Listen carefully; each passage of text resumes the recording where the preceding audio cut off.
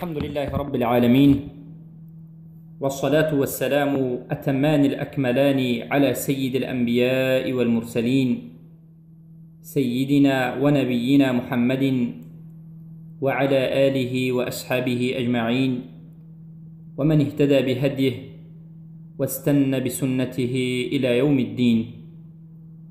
أما بعد، السلام عليكم ورحمة الله وبركاته. بإذن الله سبحانه وتعالى این حلقه ششم ما از آموزش کلمه توحید لا اله الا الله می باشد و ان شاء الله در این حلقه به شما الکفر بالطاغوت، کفر به طاغوت بیان کرده می شود. در حقیقت کفر به طاغوت این به رکن اولی کلمه توحید لا معبود بحق الا الله باز می گردد و کفر به طاغوت این رکن لا اله الا الله است. وقتی که نظر به کفر به طاغوت می کنیم و وقتی که می آموزیم که کفر به طاغوت چیست، بعد می فهمیم که امروز چقدر اهل توحید در غربت هستند و در مشقت هستند. سبحان الله، این زمان ما زمانی شده است که موحدین حقیقی همه در عذاب و شکنجه و رنج و غربت هستند و کسانی که در حقیقت به طاغوت کفر می ورزند و در این راه ثابت قدم می ایستند و با حرکتهایشان و با زبانشان و با قلمهایشان کفر بر طاغوت را آشکار می کنند و بیان می نمایند، چقدر انسان ها مخالف این موحدین می شوند. حتی خود مسلمان ها مخالف این موحدین می گردند. سبحان الله، امروز چقدر وطن چیزهای غیر الله پرستیده می شود و چقدر قبر و مقبره های بزرگ شماریده می شود و چقدر قبرهای به بالایش مسجد و مقبره ساخته می شود تا که مردم در اونجا عبادت را به غیر الله انجام میدهند و چقدر مخلوق های ضعیف به غیر الله سبحانه و تعالی دعا کرده می شوند و به سوی اونها زیارت کنندگان قصد می کنند و ذبح و نذر و دیگر عملهای شرکی را به غیر الله به یک مرده ضعیف انجام می دهند و چقدر طاغوت ها امروز در روی این زمین تحکیم غیر شرعی می کنند به قانونهای ساخته خودشان، به فکر و اندیشه خودشان، چگونه که خواستند همان گونه حکم می کنند و چقدر انسان ها امروز به اون تشریع و حکم کفری که انجام می دهد ثنا خوانده می شوند و چقدر مشرکان و کافران امروز از جانب مسلمان ها دوست داشته شده است. سبحان الله، ولا حول ولا قوة الا بالله الواحد الاحد الفرد الصمد. اللهم اجعلنا من اهل التوحيد واجنبنا وذريتنا الشرك الى الابد. بار الها ما را از اهل توحید گردان و ما را و ذریه ما را از شرک تا ابد پاکمان گردان. در حقیقت این درد امت است. پس کفر به طاغوت این یکی از دو رکن لا اله الا الله است.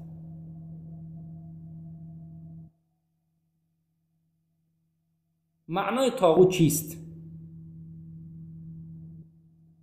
در لغت مشتق از فعولات که به معنای مبالغه می آید، به مانند جبروت یا ملکوت. طاغوت این یک صیغه است که هم به زن و هم به مرد استفاده برده می شود. صیغه مطلق است، هم به زن و هم به مرد یک کلمه طاغوت استفاده برده می شود. طاغوت این کلمه مفرد است که جمعش طواغیت است و این چنین طواغی گفته می شود که جمع طاغیه هست. این چنین بعضی از علما می گویند طاغوت این همچون به جمع هم استفاده برده می شود. البته الله سبحانه و تعالی کلمه طاغوت را در قرآن در چندین جای قرآن ذکر کرده است. اعوذ بالله من الشیطان الرجیم والذین اجتنبوا الطاغوت ان یعبدوها، سوره زمر آیه 17. آنانی که اجتناب کردن از طاغوت، تجنب کردن، دوری جستن از طاغوت، از پرستیدن طاغوت، یعنی مؤمنان واقعی کسانی هستند که از طاغوت پرستی اجتناب می کنند، دست می کشند و دور می باشند. پس این بود معنای لغوی طاغوت. اما معنای طاغوت شرعاً یا که اصطلاحاً علما میگن كل ما تجوز به العبد من متبوع او مطاع او معبود. یا که ابن القیم الجوزی رحمه الله، امام اهل السنه، در کتاب اعلام الموقعین طاغوت را شرعاً تعریف میکنند، معنی داد میکنند و میگویند الطاغوت او الطواغیت كل ما تجاوز به العبد حده من متبوع او مطاع او معبود. یعنی طاغوت همه آن چیزهایی است که بنده حد این چیز را تجاوز کرده است، از حدش گذشته است، خواه از پیروی شدن باشد یا از اطاعت کردن باشد یا در حالت پرستیدن باشد. كل ما تجاوز به العبد حده من معبود ظاهرة او باطنه، خواه این چیزهای ظاهری باشد یا باطنی باشد یا معنوی باشد. یعنی طاغوت در بعض حالات دیده نمی شود، ظاهری نیست، مادی نیست، بلکه معنوی هست. خیلی که ابن القیم الجوزی تأویل و تحریف را طاغوت نامده‌اند. طاغوت نامیده می شود برای چی؟ برای آنکه طغیان کرده است، یعنی زیاده روی کرده است، از حد گذشته است. این را طاغوت میگن. طاغوت یعنی زیاده روی کردن، از حد گذشتن، تجاوز حد کردن. الله سبحانه و تعالی به همین معنا این کلمه را استفاده برده است. به معنای لغویش این لما طغى الماء، سوره حق آیه 11، یعنی ما هنگامی که طغى الماء، آب طغیان کرد. طغیان طغى به معنای طغیان یعنی تجاوز حد کرد، یعنی آب زمانی که زیاد شد و از حد گذشت. محل شاهد اینجاست که کلمه طغى در اینجا به معنای زیاد شد، از حد گذشت ذکر شده است. بارك الله فيكم. پس ضوابط طاغوت و صفتهای طاغوت چیست؟ ضوابط این کلمه عربی بوده، یعنی ما به زبان تاجیکی به شما میگوییم طاغوت را ما چگونه در بر میگیریم، فهم طاغوت را چگونه در بر میگیریم. ضوابط یعنی در بر گرفتن فهم طاغوت و صفتهای طاغوت. ما میگوییم هر کسی که ادعا بکند صفت از صفتهای الله را، یعنی به خودش صفت از صفتهای الله را بدهد که این صفت خاص الله است سبحانه و تعالی، به مانند عبادت یا الوهیت یا ربوبیت. کسی به خودش عبادت کردن را جایز بگوید، یا که الوهیت یا ربوبیت را، یا که علم غیب را به خودش نسبت بدهد، بگوید که من از علم غیب با خبرم، یا که علم کامل و شامل را به خودش نسبت دهد، یا که کسی تشریع یعنی قانونگذاری و حکم غیر الله را انجام بدهد، یا کسی بگوید که من قدرتی کامل و تام دارم، پره دارم و ضرر رسانیده میتوانم و منفعت رسیده میتوانم و کاملا این صفت ها دلالت میکند که همون چیز طاغوت است.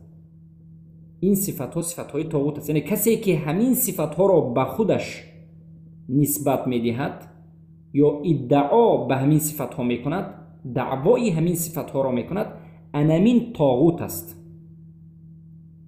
یعنی حد را گذشته است، حد را تجاوز کرده است. نباید این سخنها را به خودش نسبت میداد، به خودش نسبت داد از رختی کشیده الله گذشت، نباید از این رخت میگذشت. پس این ضوابط طاغوت است. با همین ما طاغوت را جمع کرده میتوانیم و شناخته کاملا میتوانیم که چی معنی دارد و چگونه هست. پس همه کفر و همه کافر را در همه وقت طاغوت گفته نمی شود.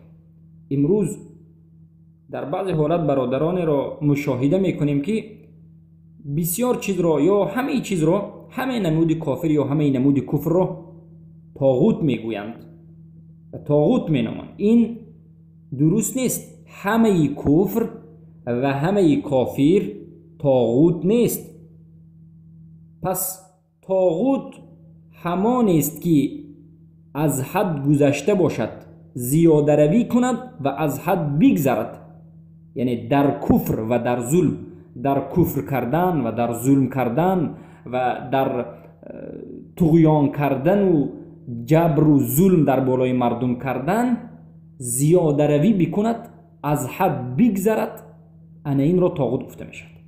یعنی یک کافر عادی یا یک کفر عادی را ما طاغوت نمیگوییم، بلکه کفر و ظلم و جبری که و طغیانی که به نهایت از حد گذشته است، این را طاغوت میگویند.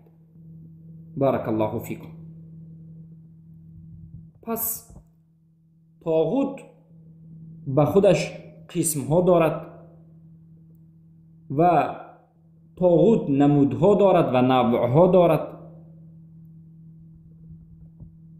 و طاغوت به طاغوت اساسی و به طاغوت عادی تقسیم می شود. خیلی که علمای اسلام ذکر کردند، به مانند شیخ الاسلام ابن تیمیه رحمت الله، ابن القیم الجوزی یا شیخ مجدد الدین شیخ محمد ابن عبدالوهاب رحمه الله در کتاب‌های عقیده این نمودها را ذکر کردند. اولا قسم‌های طاغوت سه قسم دارد، یا که طاغوت به سه قسم تقسیم می شود. خیلی که در تعریف، در معنی داد شرعی کردن به شما بیان کردیم. طاغوت در اتباع، قسم اول طاغوت در اتباع، یعنی طاغوت در پیروی کردن و اتباع شدن. و قسم دوم طاغوت در عبادت، طاغوت عبادت، طاغوت اتباع نمود اول، طاغوت عبادت نمود دوم، طاغوت الطاعه، طاغوت الطاعه نمود سوم. یعنی ما سه قسم طاغوت داریم: طاغوت اتباع، طاغوت عبادت و طاغوت طاعت. باید انسان داند و حفظ بکند که بناگاه به یکی از این قسم ها وارد نگردد: طاغوت اتباع و پیروی کردن، طاغوت عبادت کردن و طاغوت اطاعت کردن. وقتی که از همین سه نوع در پیروی کردن چیزی یا کسی، یا در عبادت کردن چیزی یا کسی، یا در عبادت یا که در اطاعت کردن چیزی و یا کسی انسان غلو میکند، افراط میکند، تجاوز حد میکند، از حد و رخت کشیده شریعت بیرون میشود، زیاده روی میکند، انا این همون چیز طاغوت شده است. در کدام چیزی که نرود همون چیز به این انسان طاغوت شده است. به مانند اینکه بعضی انسان ها در کافتکاوی پول و مال تجاوز حد کردند، از رخت کشیده شریعت برآمدند. شریعت یک برنامه معین و یک راه معینی را برای کافتکاب و به دست آوردن رزق گذاشته است که از حرام دور است، نباید دزدی کرده شود، نباید پرسنت ربا گرفته شود و نباید رشوه داده شود، نباید مال مردم ناحق خورده شود و تجارت هایی که ربوی هست حرام کرده است و چیزهایی که حرام است خرید و فروش اونها را حرام کرده است، پول اونها را حرام کرده است. اما یک کسی بیاید به خاطر پول و مال تمام محرمات را انجام بدهد، فرق ندارد به اون ربا هست یا نیست، چیزی حرام است یا که دیگر تجارت های منع شده و حرام شده است، همه این را انجام میدهد به خاطر رسیدن به مبلغ و به مال دنیا. در اینجا علما میگویند پس به این انسان مال دنیا طاغوت گشته است.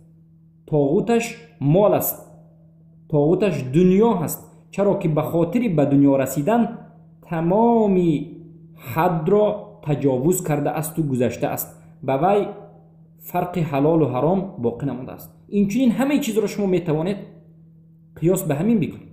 به بعض انسان ها طاغوتشان شکم شده است، این هم میگیم دنیا، به خاطر پول دنیا به همه حرام ها دست میزند و از اطاعت الله سر میکشند.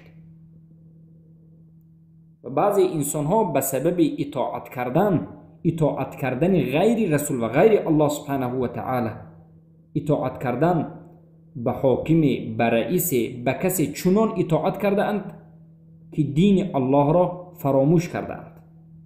اطاعت غیر الله و غیر رسول الله را، اطاعت یک انسان عادی را افضل از تمام اطاعت ها می دانند. همون اطاعت کنندهشان به بالای این انسان طاغوت شده است. پس هر یک چیزی که بجز الله یا به غیر الله پرستیده شود، همان چیز بارک الله فیکم طاغوت است و طاغوت گفته می شود. و همه آن چیزی که اطاعت کرده شود بجز الله سبحانه و تعالی اطاعت کرده شود و همه آن چیزی که به غیر الله اطاعت کرده شود بجز الله همون چیز اطاعت کرده شود، این هم طاغوت نامیده می شود. و همه آن چیزی که پیروی کرده شود و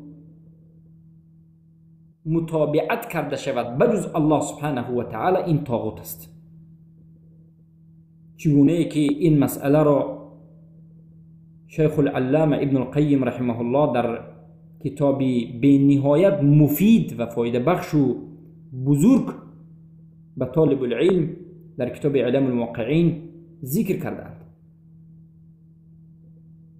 پس برادران را خصوصا طالب علمان را نصیحت میکنیم که این کتاب را مطالعه نمایند. کتاب اصولی و علمی و برای طالب علم و علما نوشته شده است. و در همین جا چه خیلی که بیان کردیم، این سخن را ذکر میکنند و طاغوت را میگویند کل ما تجاوز به العبد حده من معبود او متبوع او مطاع ظاهرة او باطنه. بارک الله فیکم. پس به این تعریف شیخ ابن القیم الجوزی کرده که هر یک چیزی که حدش تجاوز کرده می شود و گذشته می شود از معبود یا از مطبوع یا از مطاع، از این تعریف شیخ کرده ما می فهمیم که در حقیقت طاغوت به 3 قسم تقسیم می شود. یعنی طاغوت 3 قسم دارد: طاغوت در پیروی کردن، طاغوت الاتباع و طاغوت در طاعت، طاغوت الطاعه و طاغوت در عبادت، طاغوت العباده گفته می شود. اولا چه گفتیم؟ المعبود. الله سبحانه و تعالی ما را امر کرده است که در عبادت طاغوت یا از عبادت طاغوت دست کشیم. در سوره زمر آیه 17 چه که بیان کردیم، الله میگه والذین اجتنبوا الطاغوت ان یعبدوها. مؤمنان کسانی هستند که اجتناب از عبادت کردن طاغوت میکنند. یعنی مؤمنان کسانی هستند که طاغوت را نمی پرستند، دست کشیدند، از طاغوت دور شدند و به طاغوت کفر ورزیدند. و اما غیر مؤمنین، کافرین و منافقین در حقیقت طاغوت را می پرستند. و عبد الطاغوت، چیزی که الله ذکر کرده است، عبادت کننده های طاغوت. در حقیقت وجود دارد انسان هایی که طاغوت را عبادت میکنند. چیزی که این آیت در سوره مائده آیه 60 آمده است: عبد الطاغوت، عبادت کننده های طاغوت، پرستندگان طاغوت. دوم نودش متبوع هست که الله سبحانه و تعالی در سوره بقره آیه 257 میگه والذین کفروا اولیاؤهم الطاغوت. آنانی که کافر شده اند و کفر ورزیدند، یعنی آنانی که به الله کفر ورزیدند، به رسول الله کفر ورزیدند، به این دین اسلام کفر ورزیدند، اولیاءشان، دوستانشان این طاغوت است، یعنی پیروی از طاغوت کردند. این دومین قسم طاغوت هم ذکر شده است در قرآن. متبوع یعنی قسم طاغوت پیروی، طاغوت اتباع. الله میگه کافران آنانی هستند که پیروی میکنند از طاغوت، از طاغوتشان. میتواند باشد که این طاغوت یک کافری که رئیس اونها است و اونها را مجبور میکند، یا یک کافری که به اون پیروی میکند، یک چیزی دیگر از بت، صنم یا غیره. و این چنین الله سبحانه و تعالی در سوره نساء 76 صفت کافران را بیان کرده است و میگوید یقاتلون فی سبیل الطاغوت. کافران کسانی هستند که در راه طاغوت به خاطر طاغوت می جنگند. سبحان الله. در حقیقت این آیت الله سبحانه و تعالی، این سخن الله و این کلام الله را ما امروز به چشم خود می بینیم که چقدر کافران به خاطر طاغوتشان می جنگند و صدها، هزارها، میلیونها نفر کافران جان خود را در راه طاغوت می سپارند. و این آیت هم دلالت می کند که طاغوت اتباع وجود دارد و کافران کافریشان از همین سبب است. اکثر کافران و طاغوت پرستند البته. و اینچنین الله سبحانه و تعالی در سوره نساء 51 ذکر می کند یؤمنون بالجبت و الطاغوت. غیر مؤمنین اینها همان کسانی هستند که ایمان به جبت و طاغوت می آورند. ببینید در اینجا هم به معنای پیروی آمده ایستاده است. یعنی کافران پیروی از طاغوت می کنند، پیروی از سحر و جادوگران میکنند. اما مؤمنین برخلاف اینها هستند. مؤمنین بر الله و بر رسولش و به حق ایمان می آورند و اطاعت میکنند. بارک الله فیکم. قسم سومی طاغوت المطاع والمتحاكم، یعنی اطاعت کننده یا که طلب حکم کننده به سوی وی متحکم الیه. الله سبحانه و تعالی در سوره سورة 60 میگه یریدون ان یتحاکموا الی الطاغوت وقد امروا ان یکفروا به. بسیار مردم میخواهند که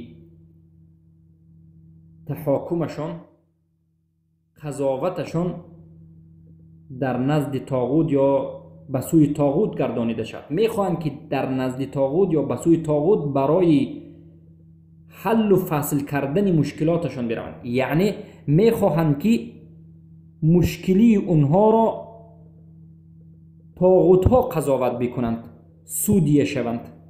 امروز افسوس که زبان تاجیکی را وقتی که مدنی تاجیکی صحبت میکنیم کمی از مردم نمیفهمند. برای همین میگیم سودیه. یعنی بعضی از مردم میخواهند که سودیه کننده اونها طاغوت ها باشند، یعنی غیر الله، به حکم غیر الله میخواهند که حکم بکنند، تحاکم بکنند، در حالتی که الله میگه که امر کرده بودیم که به طاغوت کفر ورزند. در اینجا علما میگن کفر اراده و کفر النیت و القصد. کفر النیه و الاراده و القصد. این کفر اراده و نیت و القصد است. پس بارک الله فیکم. به همین به شما بیان گشت که طاغوت سه قسم است: طاغوت العباده، طاغوت الطاعه و طاغوت الاتباع. بارک الله فیکم. اما اساس طاغوت ها، سری طاغوت ها، بزرگترین نمود طاغوت ها کدام نمود است؟ سلیمان ابن سحمان، یکی از بزرگترین علمای اهل سنت در عصر گذشته و استاد شیخ سلیمان ابن حمدان می باشند. سلیمان ابن سحمان می گویند که طاغوت حکم و طاغوت عباده و طاغوت طاعت و متابعه. طاغوت این حکم است، طاغوت این عبادت است و طاغوت طاعت است و پیروی است. به همین سخنشان میگویند یعنی بزرگترین نمودهای طاغوت، طاغوت حکم. طاغوت حکم یعنی به غیر حکم الله حکم کردن. امروزه دولت های دموکرات یا غیر همون دولت هایی که غیر حکم الله و حکم رسول الله را حکم میکنند، به غیر حکم الله و به غیر حکم رسول الله حکم میکنند. خود دموکراتی است، کمونیستی هست، چیزی نباشد. این همه حکم کننده ها و این همه حکم ها طاغوت است. طاغوت عبادت و مانند قبر پرستان و غیر الله پرستان و وثن و صنم پرستان، و طاغوت طاعت، طاعت کنندگان و پیروی کنندگان از غیر الله و از غیر دینش و از غیر رسولش. اینها میگن بزرگترین نمود طاغوت است. سلیمان بن سحمان سخن را و این چنین شیخ الاسلام امام الدعوه محمد ابن عبدالوهاب رحمه الله میگویند که رؤوسی طاغوت 5 تاست، یعنی اساس طاغوت های بزرگ 5 نمود است. طاغوت به نهایت زیاد است. خود شیخ میگن الطواغیت کثیر. برادرانم و خواهران بزرگوارم بارک الله فیکم، طاغوت به نهایت زیاد است. وقتی که انسان معنای طاغوت را میفهمد، بعد درک میکند که همه چیز میتواند که طاغوت باشد. حتی تلفنی که در دست دارید میتواند که طاغوت باشد. وقتی که تلفن شما را از نماز میدارد، این واتساپ و این دیگر برنامه ها میتواند که طاغوت باشد. یعنی طاغوت به نهایت زیاد است، حد حدود ندارد. انسان جمع کردنش مشکل است. اما از همه طاغوت سختترین و بدترین و بزرگترین که سری طاغوت است، دیگر طاغوت ها به همین طاغوت ها زیر همین طاغوت ها می‌دارد 5 تاست. بزرگترین طاغوت ها سری دیگر طاغوت ها 5 تاست. یکمینش میگن الشیطان لعنه الله. اولین طاغوت، بزرگترین طاغوت در این عالم این شیطان است. شیطانی مطرود شده، رانده شده، لعنت کرده شده، سنگسار کرده شده از درگاه الله سبحانه و تعالی. شیطانی که دشمن آشکاری من و شما است. الله میگه این شیطان لکم عدو مبین، دشمنی به نهایت سخت است و قسم خورده است که تمام انسان ها را گمراه و کافر می‌سازد. فبعزتك لأغوینهم اجمعین، ای الله به عزتت قسم میخورم که تمام بندگانت را از راه بیراه میکنند. و این سخن را شیطان گفته است، خیلی که الله سبحانه و تعالی در قرآن ذکر کرده است. و همین شیطان قسم خورده است که میگوید ای الله قسم میخورم که بندگانت را امر میکنم تا که خلق را، نمود را دیگر بکنند، یعنی شکل ساخته تو را تغییر بدهند. و این شیطان در درون ما، در خون ما میگردد. خیلی که پیامبر میگن نه شیطان یجری مجرا دم، حدیثی است. شیطان در درون انسان در خون میگردد. اما با وجود این الله سبحانه و تعالی به ما قوت داده است که ما بتوانیم خود را دست بگیریم و از شیطان دور بگیریم. و بهترین کوتاهترین کلمه که ما را از شیطان دور میکند این اعوذ بالله من الشیطان الرجیم است. پس شیطان این طاغوت است. چرا شیطان طاغوت است؟ چرا که رأس کفر، سرشوی کفر و تمام کفر از همین شیطان است. و همین شیطان است که بنده را به کفر میبرد و کفر را به بنده زینت میدهد. و همین شیطان است که بت پرستی و سنگ پرستی و وثن پرستی و قبر پرستی را در بین امت اسلام زنده می کند. البته به واسطه منافقین و به واسطه لشکران خودش، شیطان های انسان، یعنی انسان صفت، شاگردان شیطان از انسان ها. پس الله لعنت کند شیطان را. اساس طاغوت، بزرگترین طاغوت، رأس طاغوت، سر طاغوت این شیطان است. و دوم شیخ میگن و من عبد و هو راد. دومین بزرگترین طاغوت این کسی است که عبادت کرده شود و او راضی باشد. سبحان الله، چی کسی راضی می شود که عبادت کرده شود؟ کدام بدبخت می تواند راضی باشد در حالتی که دیگر انسان ها او را پرستند؟ اما با وجود این امروز ما می بینیم که بعضی از انسان ها راضی هست که او پرستیده شود. مرحمت نظر بکنید به مذهب غلات رافضه و به مذهب غلات صوفی و باطنی که در اونها قسمی از انسان های وجود دارند که مردم اونها را می پرستند و اونها راضی هستند. در صوفی و رافضه یک نمود انسان های هست گویا که اونها شیخ دین هستند، بزرگترین انسان در دین هستند. دیگر انسان های عادی این شیخشون را می روند، سجده می کنند، از اون دعا می گویند، دعا می طلبند، اون را به خودشان بین خود الله وسیله می گیرند، به همون انسان توکل می کنند، از همون انسان می ترسند، به همون انسان، به نام همون انسان نظر می کنند. سبحان الله. و همون انسان به این عبادت مردم راضی است. انمون هم طاغوت است. این چنین انسان ها و این چنین شیخ ها، اینها شیطانند، شاگردان بزرگ شیطان در روی این عالم. و انمین ها رأس و اساس و از همه بزرگترین طاغوت بعد از شیطانند. اینها انسانی که شاگرد بزرگترین شیطان است، شیطان انسی. الله المستعان. و سومین نمودش میگن که از بزرگترین طاغوت است ومن دعا الناس بعبادة نفسه، یعنی هر انسانی که مردم را برای عبادت نفسش دعوت نماید، یعنی یک مرد مردم را دعوت بکند و بگوید که مرا پرستید، به من عبادت بکنید، این چنین انسان هم اعوذ بالله من ذلك وجود دارد. امروز سبحان الله این چنین انسان هم وجود دارد. صوفی ها، در صوفی های غلات این چنین انسان ها وجود دارد و این چنین در رافضه اثنا عشری یا که در فرقه دیگرش اسماعیلی این چنین انسان ها وجود دارد که مردم را به عبادت کردن نفسشون دعوت میکنند و البته این چنین انسان ها در رافضه و غلات صوفی مشاهده کرده میشد. و من دعا الناس بعبادت نفسه و من يحكم بغیر ما انزل الله.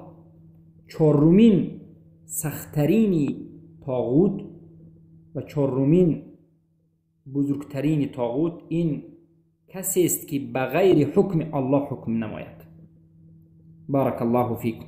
و البته امروز شما در همه جای دنیا این چنین حالت را میبینید. سبحان الله امروز زمین هایی که در زیر خلافت عثمانی بود و حکم قرآن و سنت در آنجا جاری بود تبدیل شده است به دارالکفر و در آنجا حکم غیر الله و حکم غیر رسولش تطبیق می شود. البته در مسئله دارالکفر و دارالاسلام در حلقه آینده به شما مفصلا بیان میکنیم که کدام زمین دارالکفر است و کدام زمین دارالاسلام است، اما میگوییم زمینی که در اونجا تطبیق شریعت است، تطبیق قرآن سنت است، این دارالاسلام است و زمینی که در اونجا تطبیق شریعت نیست، تطبیق غیر شرعی هست، حکم غیر الله و رسولش است، این دارالکفر است، گرچند که مسلمان ها زیاد میکنند. یعنی دارالاسلام بودن اعتبار به اذان و اعتبار به مسجد نیست، اعتبار به حکم الله و رسولش است.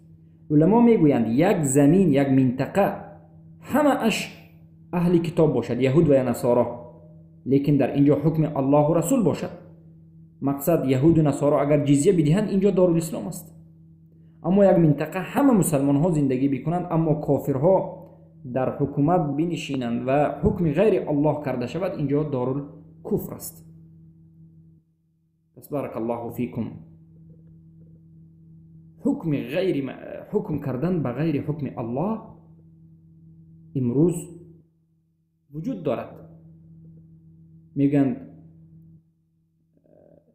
حزب کمونیستی یا که ملحدی یا که دموکراتی یا که خلقی یا که مردمی چیزی نباشد، مقصد این است که یعنی این گروه و این جماعت به خودش قانون دارد، سرقانون دارد که با همان چی میکند؟